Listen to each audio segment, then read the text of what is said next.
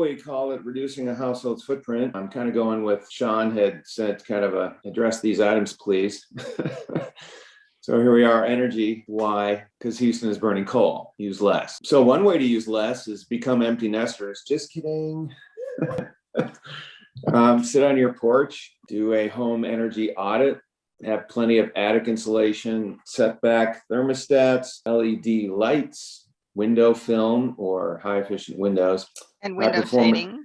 Yeah, window shading, absolutely. High performance water heater, right size your AC, and save solar for last. Those are our kind of talking points. This is a current photo. This is after the freeze. So as you can see, we didn't have a total disaster, but it's not back yet. On the left is our ditch, our loving ditch, and we'll be showing a few more photos about that. And here's another one. So I'm going to pick up, since this is dealing with rainwater.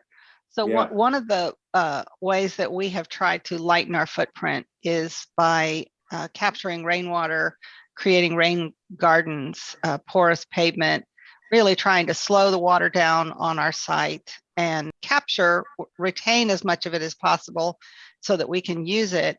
So it's not really an economic return on rainwater collection, but it is better for plants. And it also, to the extent that you can slow it down and use it, it contributes to reducing stormwater rate during a long-term or high-intensity rainfall event.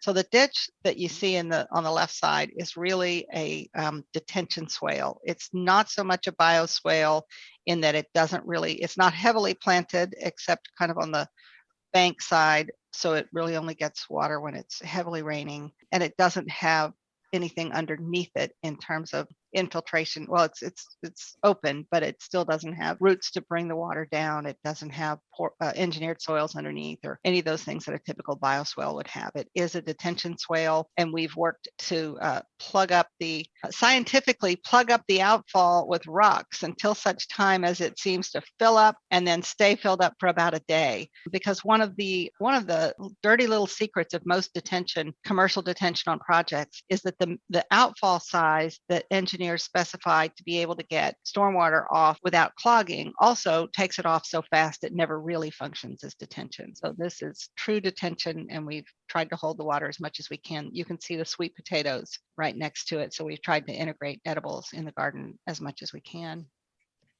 And so on the left, of course, it's dry, and in the foreground is where the reduction is. It goes under the sidewalk. On the right, you can see it's after a heavy rain, and on the right, you can see our neighbor's sidewalk and the street. So there's a typical pipe, 4-inch pipe going through the curb, and that's what is the outfall from our ditch. And it's clogged up enough that it holds the water, like Kathleen said, for about a day. So we feel pretty good about doing our part for detention. In addition to building retaining water and using it for rainwater. And you can see the backyard has a 1,000-gallon tank, and the backyard is also designed to be able to kind of hold water and then infiltrate, because the outfall from the backyard, which is like a bowl, still lets it hold about 5 to 6 inches if we get extensive repeat rain, and then that usually infiltrates within a day or two at the most. So it doesn't stay long enough to breed mosquitoes. And the part that's flooding, you can see me, I believe he took a picture of me in my bathrobe. But anyway, there's the yard without being flooded. The rain tank that you see on the left of the middle picture is just barely in the screen in the lower corner of the left side photo. And when the rainwater goes down, then it has ground cover. That's calyptocarpus mixed with wood violets mostly, and not grass. So it does help infiltrate fairly well. So just trying to retain water for rainwater irrigation. We have 1,000 gallons above ground in the back, and then another 1,000 gallons under the driveway. And the driveway, when it's connected to a drip system, the back is just used for hand watering and pumped out, which we still use it pretty heavily. And that 1,000-gallon tank, we've determined anecdotally does about 2 deep waterings. So that's how much that'll take us going into kind of droughty weather. And, in most years, that's plenty to get us to the next rain. And then over to the right, we have in the front yard off the porch, we have a rain chain. So we just love that. And also, we've noticed that a few rain chains have appeared on our street. So I think other people think that's pretty fun too. So that's a lot of fun. So then garden, why plants and soil restore you and food you grow is better than food you buy. Talk about preaching to the choir here. You had also asked about, how to grow a productive garden when you don't have a lot of space. We did it two ways: by integrating edibles within the gardens out front and the lawn in a way that most of our neighbors are not aware that we're growing food. The sweet potato ground covering, a few eggplants out front. There's a lot of things that we've kind of tucked in that still meet the overall aesthetic drive in the neighborhood that we're in. And then one of the ways that we also have played with it in terms of small footprint is to create a vertical garden adjacent to our driveway, which is pretty long. The garage is at the back of the site. So we have a 32-foot long by about 5-foot high vertical garden, which is the trays for that are about a little over a foot deep, 8 inches in width, and then about 4 feet long each. So it gives us a lot of soil in there. We plant across the top, we plant through the face, and it's particularly conducive to things like oregano, herbs, rosemary, oregano, and other herbs, lavender, things like that really like to have good drainage and be elevated. In the photo, we had some salad growing, so that's pretty fun. And then on the right is a recent photo. So we're just getting started with this year's eggplant, and the inset there shows we've had some prolific eggplants growing there, and it ends up really looking fun. And you would hardly even know that it's some sort of vegetable garden because it's mostly not. But we just put some edibles in, and it's really fun. And we like to grow okra. Then kind of some more shots on this. On the left, kind of a closer up of the ground cover that we have, and our brick path. And then on the right is the backyard composting kind of area. So I've done a lot of use this shot a lot for showing people kind of like what it takes to have the active pile, and then some containers for the browns. And then I talk about the tumbler, which I don't use to actually as an active pile anymore. When I take the almost finished compost out of the bottom of the active piles, I put it in there, and it just makes it a lot easier to screen some compost, which I was doing earlier today for Kathleen, and actually using it. And so then I'm really proud of Kathleen turning this backyard into total turf. And that's the shot on the left. It's just so delightful to go back there. And we have a great big live oak that just puts it in pretty huge shade. The grass didn't do that well in the first place, and this is all doing a lot better. And then some visuals for others. Maybe they'll follow your lead. So Kathleen wanted an owl house, so I built one on a pallet wood, and it's the top left there. And so owls showed up, and then later, a year or two later, we had one that was visiting outside our window. I mean, it was amazing. And so that was a lot of fun. And then we have a lot of host plants, of course, for butterflies, like most people listening anyway. So we have butterflies flying around all the time. It's just a blast. And then we got, Kathleen, you want to tell how we got in the paper? That was pretty fun. Other than our favorite tour, which is the annual permaculture tour, we've been on a couple of other tours as well. One was the Garden Conservancy, and I guess that got the attention of one of the Chronicle writers who wanted to highlight not only our working with rainwater, but incorporating edibles into our garden. And, full disclosure, we have a substantial number of natives, particularly in the front where it's more sunny. But as a gardener, I also have a substantial number of things that are not so native, if they get my attention, we'll see if it works here, see if they live. But we do make every effort to put in pollinator gardens as well as host plant gardens. Right now we have about 25 pipevine swallowtail caterpillars heading up the side of the house to go chryssalize, which is pretty exciting. And the kids in the neighborhood are heavy participants in observing our caterpillar crop. So it's a lot of fun. Reaches out the neighborhood pretty well. Zero waste. consumerism feeds the problem. The photos are kind of like DIY stuff, but we try to limit our impulse buying and research our purchases. And the main thing is being happy with what you have. And then America kind of has a maintenance problem. So the better we can maintain our stuff. And then I don't know if this is the right order, but try to help people realize they are not their stuff. You are not your stuff. You are you. And so maybe if you don't really need to buy it, don't. And then if you can make stuff, we really have a lot of fun working together making stuff. We also recommend buying vintage furnishings instead of beating a path to IKEA. And then find another home for things that don't make you happy and let them go. Educate yourself about recycling. Being on the recycling board in Westview, it's stunning how much people don't know. They think they know, but they don't really know about recycling. And then, of course, grow food and compost your food scraps. So we've got a chandelier that I made out of wine bottles. And so that was a lot of fun.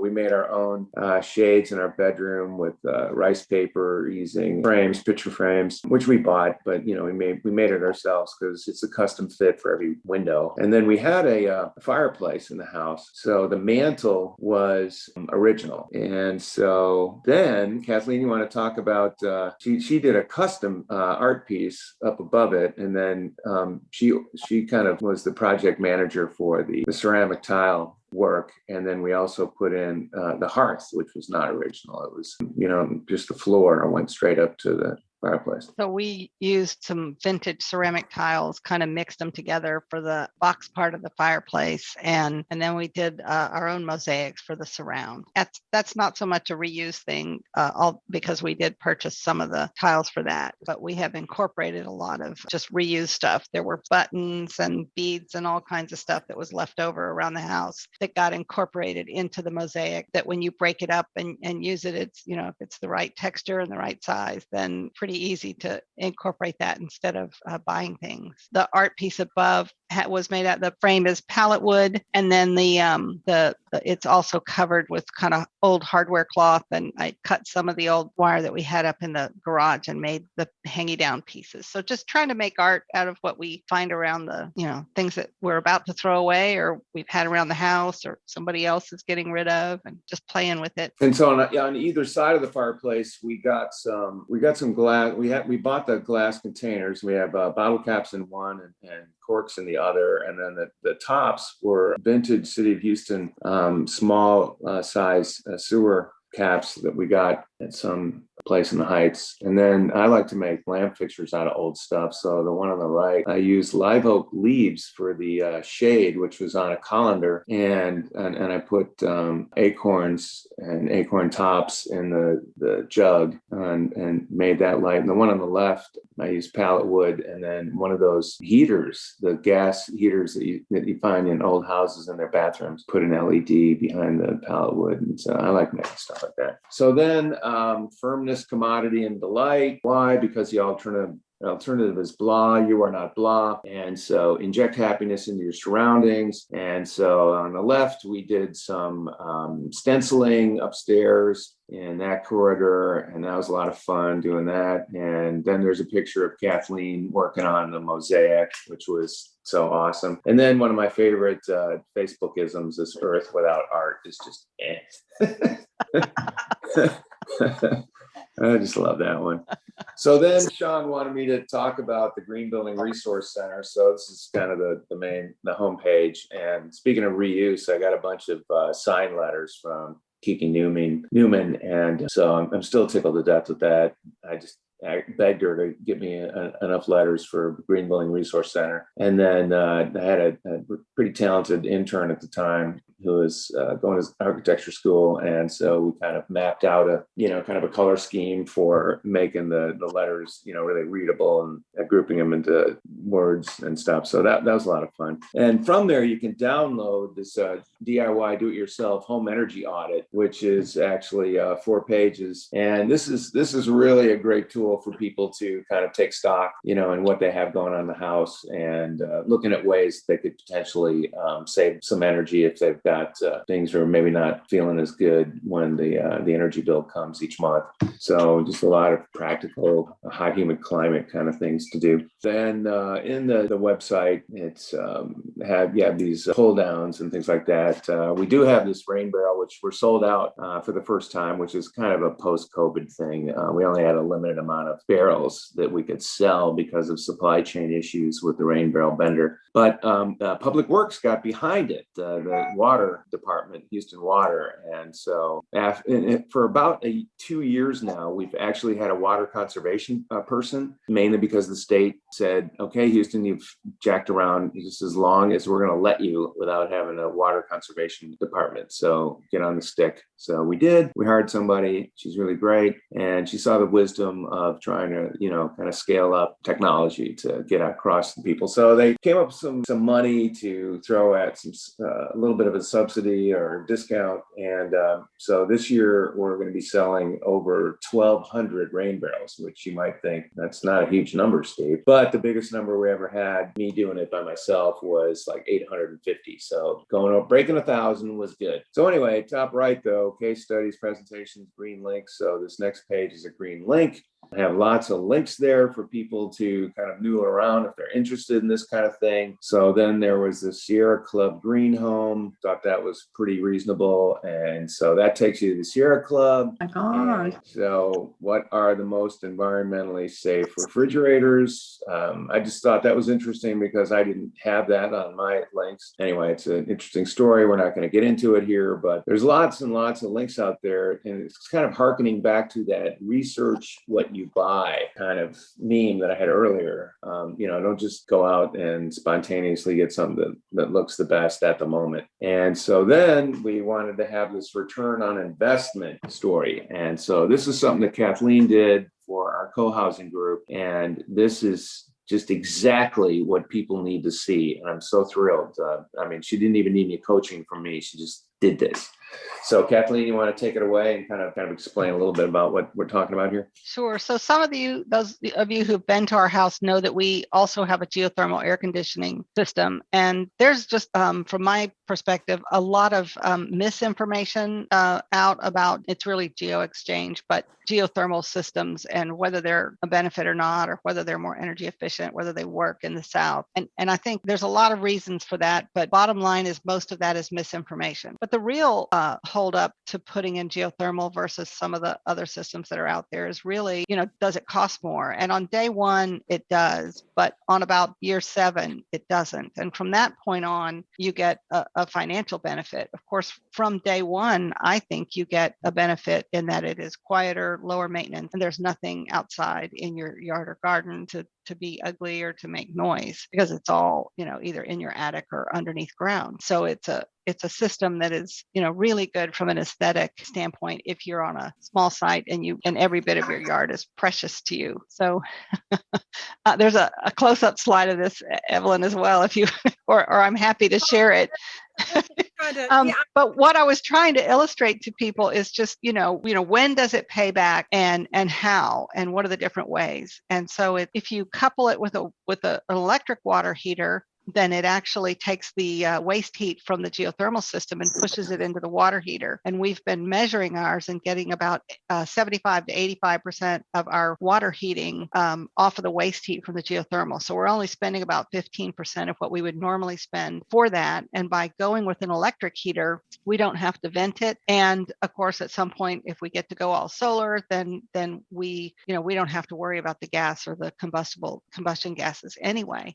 It also frees up our roof space for solar photovoltaics later, instead of using, in some cases where people roof mount mechanical equipment and it chews up your roof space. If you use your roof for domestic water heating, that's also great, but that's roof space you might be able to use for photovoltaics. So you're kind of deciding whether you want to heat your water or get electricity if you have limited space. And I think geothermal helps you conserve a lot of space on the roof for photovoltaic and maybe get more mileage across the board. hard. So that's kind of how it pays back. But this is just a clip. I took it out on a 15-year. So I did year 1, year 5, 10, and 15. So you can see it in 5-year increments. Maintenance on a geothermal system is significantly less cost than on a conventional system. It's slightly more energy efficient. And so when you start adding all those up over time, the components need to be replaced much less often. So when you have incremental compressor or unit replacement with a conventional air-cooled system, you would be able to get another 5 to 10 years out of your geothermal system before you replace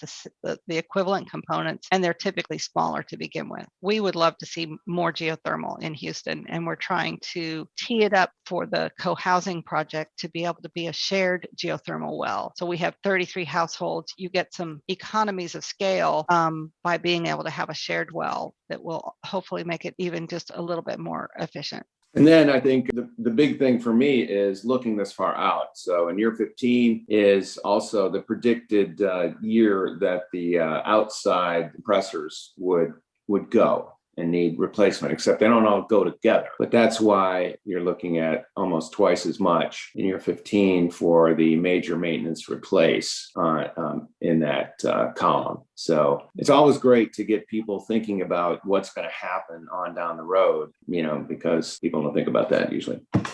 So then I thought I'd throw in some books just for the heck of it. This is my American Dark offering. My 3 big books at the moment are Evil Geniuses, The New Corporation, and Bright Green Lies. And another really good one is this How the South Won the Civil War. So there's some good ones here. And that's it. So thank you very much. You do have a little bit of solar too, do you not?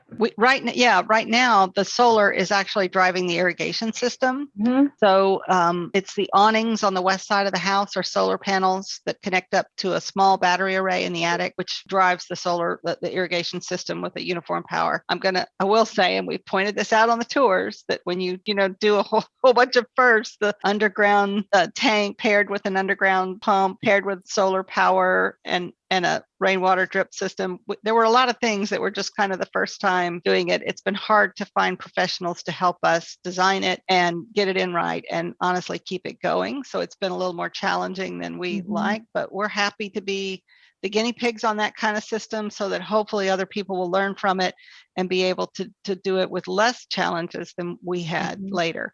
The roof, though, does have ample room for solar panels to be added at some point. And well, it'll be good to see the co-housing be kind of a demonstration of a lot of these techniques you're talking about, and then we can, somebody in our last class saw that flyover and he was ready to move in. I said, well, great, we'll have our next house tour over your new place. You're welcome to move them over. Yeah, move them over. He was very interested. Yeah. So who's running the program here? And we'll do maybe a question and answer period. I have a personal thank you to Kathleen. She showed me her backyard and I was so impressed. I have been going around and finding all my little clumps of, and I'll just go with the other, I have a problem with pronunciation, the horse herb. And I've been going around finding my little clumps, and then I take the grass and remove it and I put compost around it, and it is starting to kind of come together. So I have that started in my front yard. I was so disgusted with the grass, and I've been trying to get rid of the grass for years, but I really didn't know what to use. So I just want to personally thank you, because I have started that. And you showed me, I don't know if you remember, but I was actually just walking down the street and I happened to say, oh, hi. And you were so sweet and brought John and I to your backyard. And I was so impressed that Send me a picture. I want to see it. Okay. I want to see other people who are doing that. I have, you understand, mine is a starting project, but I will send you photos. Yes. I'm very excited about it. It'll fill in quickly. Yeah. Well, That's great.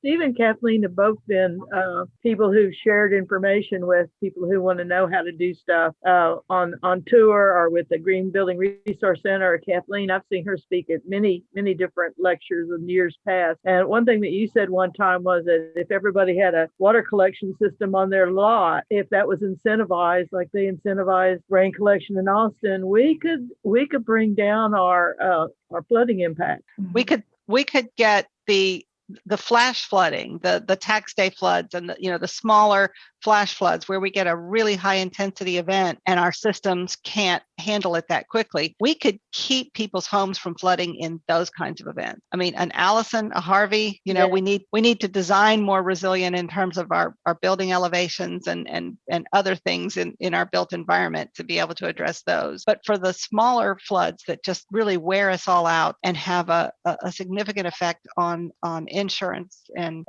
homes and everything, we could really come together and have a big impact on that. Well, it's amazing. I think I saw a pie chart in one lecture that you gave or Kevin Shanley gave where it was like a 35% or something. And that's a significant number. And it's not like everybody's going to do it. But in Austin, they've had freshwater issues. So they've incentivized people to want to put rain cisterns in. And it's the same way they incentivize a saving on your electricity, because Austin owns their utility. So it just makes a whole lot of sense to incentivize some of these things rather than punish or profit from it. Yep.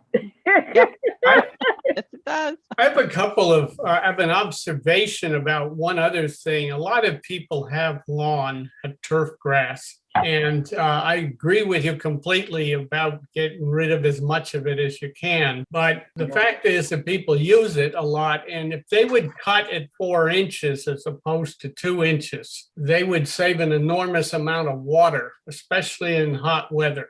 Because mainly the problem that lawn has is when you cut it short, and certainly mulching it. And the city water department once carried an article I wrote on this subject about maybe 15 years ago. But if you can make an effort to convince people to do 4 inches, which is American Turf Grass Association recommendation, that's the other thing, it would have a big effect. Now, they've got a whole lot of people in the business of mowing lawns who would just as soon do it every 2 weeks. But I'm just saying that, and it's a huge difference because the water, you don't need to water a lawn anywhere near as much if you cut it high. I had a question. This is about refrigerators.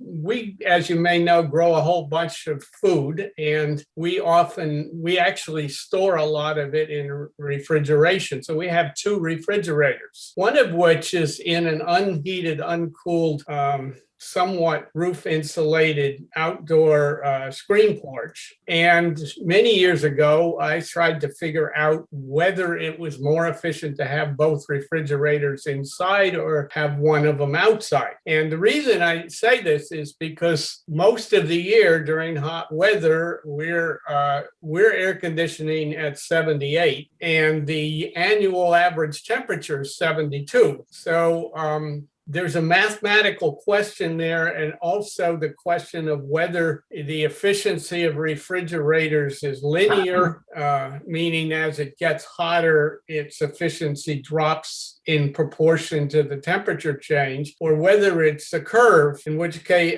like plants, they use way more water at 90 degrees than they do at 80. And if refrigerators burn way more energy at 90 than they do at 80, you might have an argument for having it inside. So I'd be curious if there's any answer to that question. Well, that's a great question, but what it strikes to me is refrigerators discharge heat inside. So we spend the vast majority of our time in our buildings air conditioning. And one of the loads that your air conditioner has to meet is the waste heat coming out of your refrigerator. So the real question, Bob, is is it more efficient to put it in that shady space outside where it's, where if it's in a shaded area, it's not really going to get up into the high 90s. It's going to stay fairly cool most of the year, especially.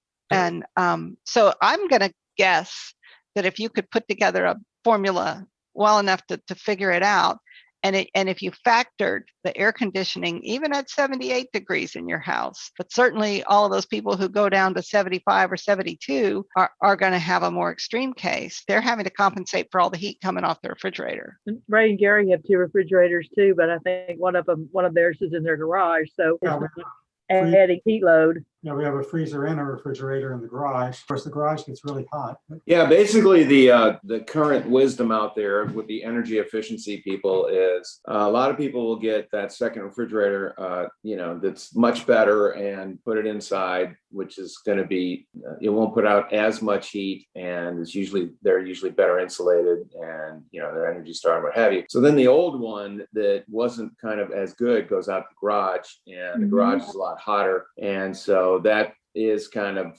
that problem. And the balance, like Kathleen, noticed, is that you're not pumping that into the inside. So it's kind of a mixture. I think the biggest thing is, are you using that second piece of equipment efficiently? I mean, if it's full and you're really keeping a lot of stuff cool and cold, that's good. And in fact, usually the more full they are, the better your value is. And it's, when you hear people that, I keep it going, but I only have a couple of, cases of beer out there. And it's like, those are the people that need to get rid of the unit in their garage. Okay. But if you're really, really using it, then it justifies itself. Well, and I should just add is that what we're using it for mostly is to store produce that otherwise would rot. There we go.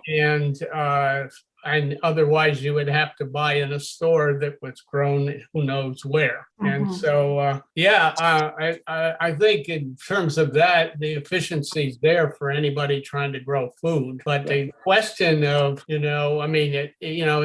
if it's 93 out there in the summertime, what happens to a refrigerator? That's the question, really, is because if it's linear, it's obviously better to have it outside, because the average year-round temperature here is not 78. And that's pretty much what it is inside the house the whole time. So it's absolutely clear what would be the case. But I'm assuming the same model of refrigerator. And of course, even that, there's a question of different models might be efficient. Anyway, it's a very interesting question because it is a significant amount of energy. And root cellars don't work here, by the way.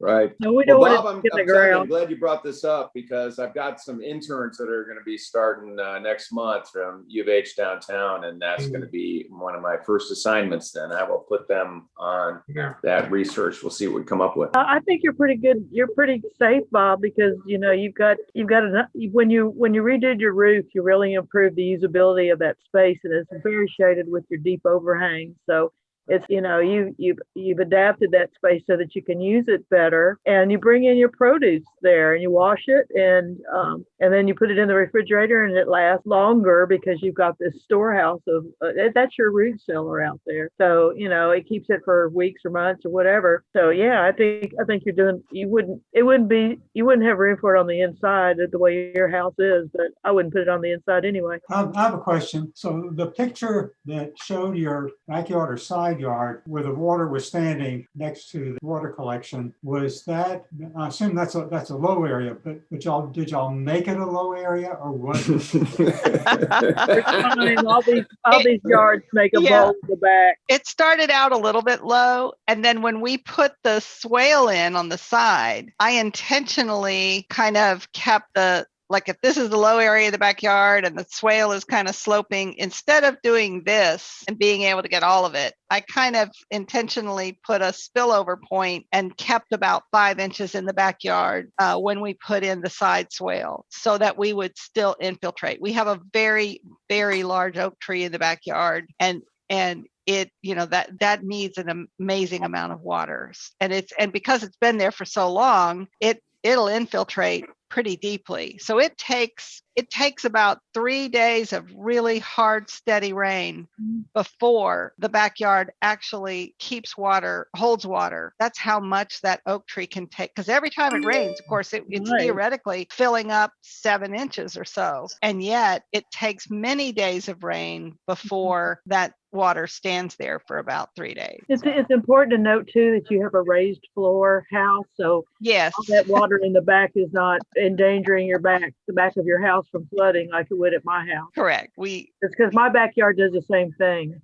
Right. We can do that. If I had a slab on grade, I might have done something very different. Maybe, because I built a swale from my backyard to the front also. Right. And 'cause you I have can a see, bowl. if you look at this photograph, the side swale, the ditch, what we call the ditch, and then you can see our next door neighbor to the left, they have grass. So their house is slab on grade, substantially lower than ours. And I did make sure that when we put that in, we let them have about a 10% slope away from their house across the property line and into our ditch. So it will actually help them not flood. Right. Yeah, my side swale helps the yard next to me too. Yeah. Yeah, and Ray, to answer your question, yeah, we dug that out, and Kathleen probably dug it the most out. And the neighbor's yard was at the same elevation as our yard. Okay, so we dug that ditch. Yeah, and when she gave the presentation at Transition Houston, there were a number of questions about what did the neighbors think too. So she really had to assuage the neighbors that it wasn't going to be a hazard for the neighborhood kids to drown in or our mosquito breeding area. So we have what used to be a pond in our backyard.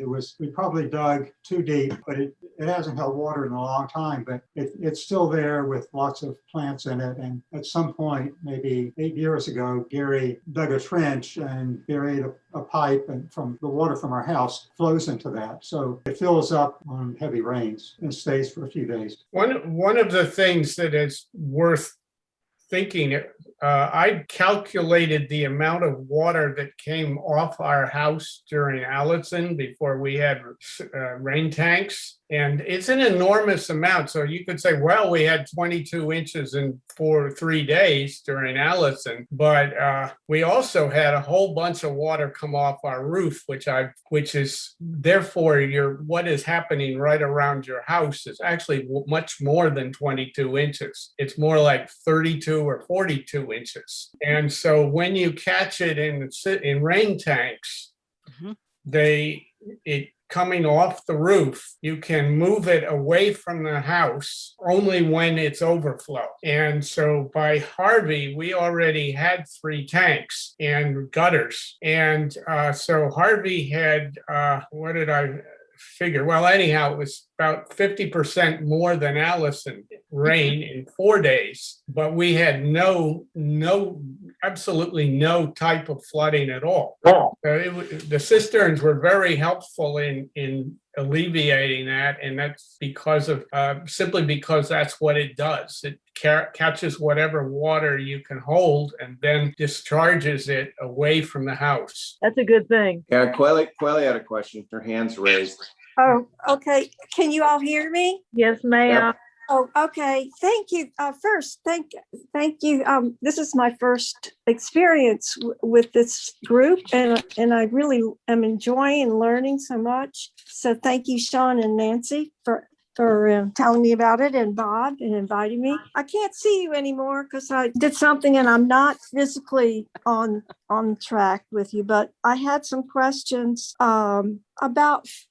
They're not in, I can't really put them in order right now, but I have them listed on the refrigeration, the talk about, putting one outside or inside. What about using an old refrigeration? Is it just marketing when you're told, oh, that's so old, you could get a much more energy efficient one now? Because when I think about that, I'm so tempted to go buy a new fridge. Mine is about 13, 12 years old. Seems to be working fine, but I don't know if it's wasting energy. So what do you think about that? And any comments? And also, what about putting things in ice chests outside in the shade and not instead of a refrigerator? Something has to make the ice. So yeah, something has to make the ice, and you want to do a super, super thick igloo kind, like a Yeti is really good for keeping things cold for a long time. Okay. So energy to make ice. So you spent your money on the holder, the ice chest. And okay. And then about the most efficient refrigerator, I have never seen any except the Smeg, which is like $5 million.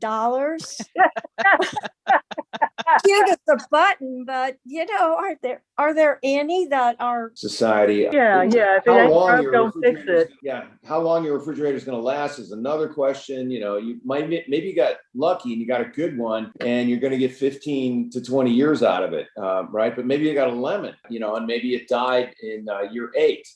I don't know. Mm-hmm. But I'm not talking about it dying. That's an easy one to decide what to do about.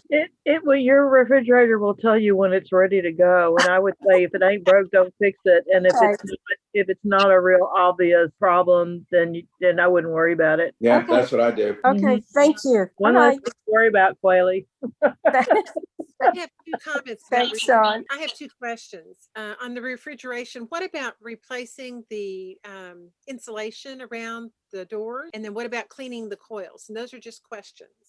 As far as making a refrigerator. Yeah, totally clean the coils. They're collecting dust. And so that's a great annual practice. Mm-hmm. And then I think what you really mean is the weather stripping around the doors. And what I would do is if it shows any sign of, stuff growing on it, that's a problem. If it looks clean, then the weather stripping is doing what it's supposed to do, and I wouldn't worry about it. But if you want to replace it, I believe they have kit. You can just order a kit and have your honeydew do it for you. Yeah, but that's assuming that it's going to get just right. Everything's gonna be good. I've done things more than once. It's pretty gross. So you're kind of taking your chances, and I wouldn't do it unless it shows some sort of sign that it needs something done. I did get mine replaced one time. This was the refrigerator that we're using out of doors, and I paid somebody to do it, and it was expensive. As I watched him do it, I was convinced that I never would have been able to do it myself because they come all twisted up in the box, and you have to know how to untwist them. And now it's leaking again. That you can, there's frost. Too much frost in there that can't be otherwise accounted for. So I don't think I'm going to do it again. They need to have a simpler way to fix those things if the gasket is going to go. And apparently that's the first thing that goes on most refrigerators is the door gasket, on the freezer especially. Yeah, if I were Nancy, yours is so exposed outside too. I'd be more concerned about vermin, rats and mice. We haven't had any trouble with that so far. Okay. They don't know how to open the door. Even though, the refrigerator hasn't had them. There are varmints out there. I can tell by the shit that I see, but they haven't bothered the refrigerator. We made a pretty good repair, though, it seems to me, with Vaseline on that stuff, didn't we? Well, it does help, and I might try that again, but it doesn't last that long, maybe a couple of months. I had a question. Yes, I had a question about I'll be building a brand new community garden, and I would like to see that the walkways in between the beds would be permeable. I liked when I came to your house and saw your retention, and I think the goal in this garden would be to use as much of the water that comes down, but make sure that the walkways would have some stone or brick in there so that it would be accessible by handicap, but that the surfaces around those bricks would be permeable. And then where is that water going to go? Setting up some kind of system so that the water could be used to water the beds, the raised beds. So, I don't know whether or not you have to dig trenches at a certain angle so that the water could be channeled to a central. Picture us. This is all in my head, so I'm not quite sure how to do this, but picture a sun with the different sun rays and a central area in the middle that could have some kind of water storage below it that would then feed that water back into the beds when it's needed. Transition Houston did a permablitz where we've done 2 of them that had compost, what do you call it? The compost tea, the center volcano thing where you do a central hub in the middle of your garden. Your garden is circular around that. And you have a hog wire, and you fill it with leaves, and so you're making your own compost tea so that it's draining out to all of your beds. So we could Right. I've seen that model. It's like a compost volcano.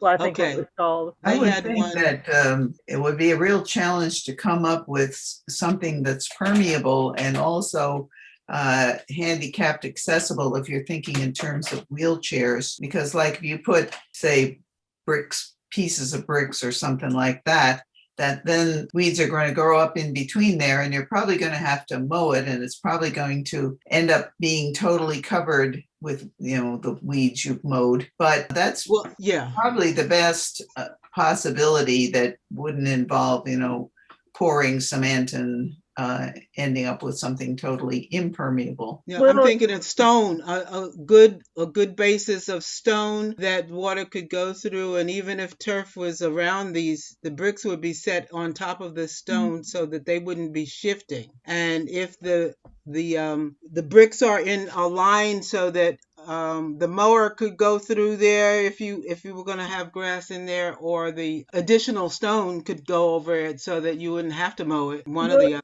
But you might take a look at what's going on with playground design, because they're doing a lot of recycled materials with accessible playground material and things like recycled rubber, and then you can roll over it and things don't grow up between it. I mean, there may be some toxic issues that you might worry about, but I don't take a look at some of what's going on with playgrounds. that I've seen. I mean, because I was a preschool teacher for years, and Okay. that rubber stuff it's not real. You really can't go over it very well. Oh, and the solid one, yes, not the What about permeable pavement? Certainly water will go through that and certainly will remain hard. There's Wabash Garden Center on North Shepherd has got a parking lot made out of. Oh, that's the True Grid material, and it's gravel. Yeah, but water goes through it and it stays hard. So you could definitely run a wheelchair or walker or whatever on it.